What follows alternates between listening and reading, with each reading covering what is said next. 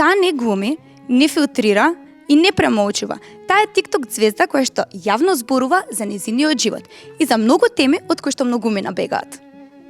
Личност која што стана едно од најкоментираните и најпрепознатливи ликови на TikTok сцената, токму затоа што е реална, ексклузивно за Hype телевизија, Кейт Бела.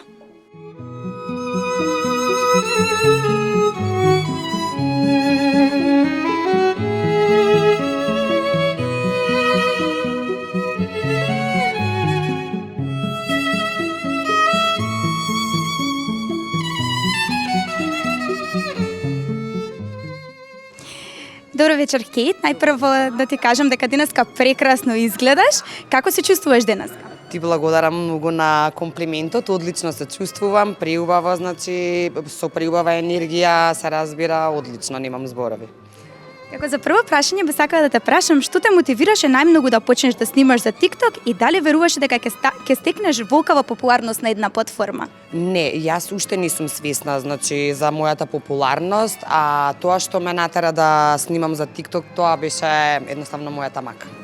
Реално. Бидејќи на социјалните мрежи има многу критики, позитивни и негативни коментари, како се соочуваш со негативните и дали ти си има случајно надвор да те застане некој и да те критикува негативно? Вака надвор не, обично ме застануваат за позитивно, за гушкање, за споделување љубов, за бацување, највеќе децата се разбира, па исто и повозрастни, значи, а да ме критикува некој конкретно надвор, до сега не ми се случило, фала му на Господ. Затоа и не ги сметам толку тие коментари негативни за валидни, да речеме. Колку TikTokот ти помогна, а колку ти одмогна во животот? Од една страна убаво рече Буки, мене TikTokот ми беше буквално тоа што ме праќаа сите кај што ме праќаа психијатар. Се ежам кога го зборам ова искрено, значи вие луѓето се разбира, ви благодарам на сите, јас сум пресреќна што ви имам вас. Значи фактички мене ми беа луѓето, психијатар, ми беа тоа што ме праќаа, нели, сите тие што се во моите видеа. TikTokот, значи можам да кажам дека навистина ми помогна за да се испразна мета јас на некоја си вакво или такво поле.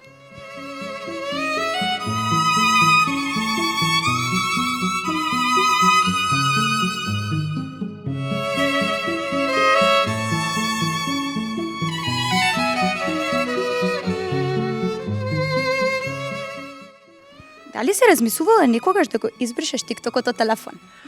Сега за сега не. И претходно, и пред да ги снимам видеата, не, пошто користев TikTok, затоа што имам за листање секогаш најинтересни работи, едноставно ми е, да речеме. Дали можеш да ни откриеш колку тебе Мија Костова ти има помогнато во животот? Претходно имаше кажано, па и вако можеш повторно. Може. Првиот пат, сега ти кажам, некаде околу 5-6 што ми испазари и 120 евра ми даде во кеш. Вториот пат исто ми донесе 2 евреки со храна пуно и сметките ми ги плати. Значи, сметките беа некаде околу 9000 денари. Значи, плюс 120 евра, горе-доле околу 500 евра, можам да кажам, еве во финанси, во пари. Еве да поздравиме, да кажеме. Поздрав до Мија Костова, значи, многу ја поздравувам, поздрав до Низе, поздрав до мојата ќерка Ангела и Низе морам да ја поздравам, до Нина Марта, така да сите ве поздравувам. Знаеме со ситуацијата за Декушко и еден период си имаше раздвоено од него. Која беше причината за таа караница?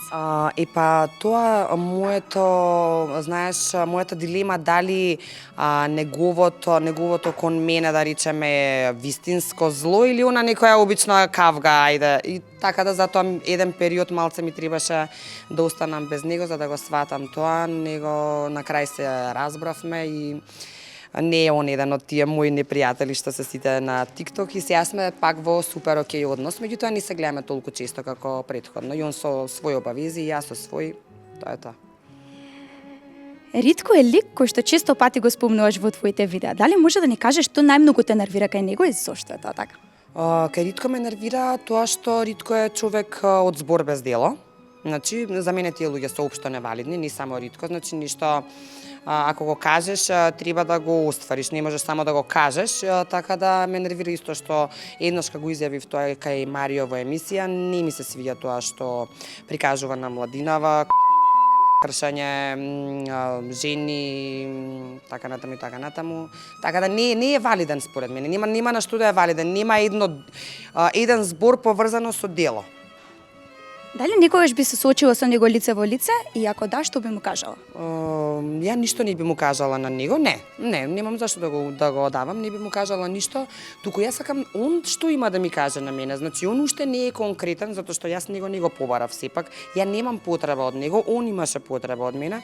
Едноставно би го прашала која ти беше потребата за сето овие 4 месеци да го производиш од мене, пошто ја како што гледате дека сум културен човек, ама што у мене пробудиш, тоа следува. Знаете, он си го побара тоа, затоа не би го спомнувала често, меѓутоа гледав доста неправди кои ги прави и кон мене и кон тоа што го коментирам, што ги става децата на пола екран, место нели ние да се грижиме нашите деца, да ги мотивираме да одат таленти што имаме да напредуваат, тој ги мизерува, ги спушта. Мислам, воопшто не е валиден. Едноставно, не знам, не е окей.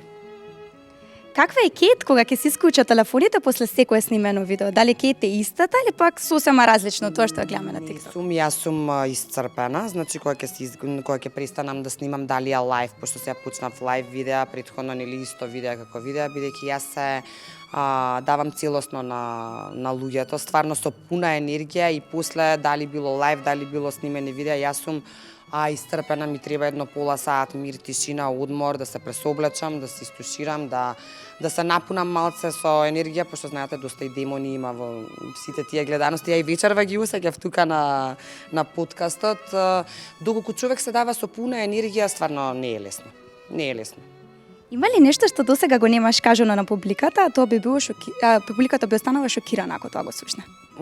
Па има доста работи што не ги знае публиката за мене. Публиката знае овие 4 месеци што се случува со мене, така да има доста работи, па утом потом ќе видиме понатаму, може ќе збориме и за моето минато, има и тука доста интересни ствари да се слушнат како и за овие 4 месеци.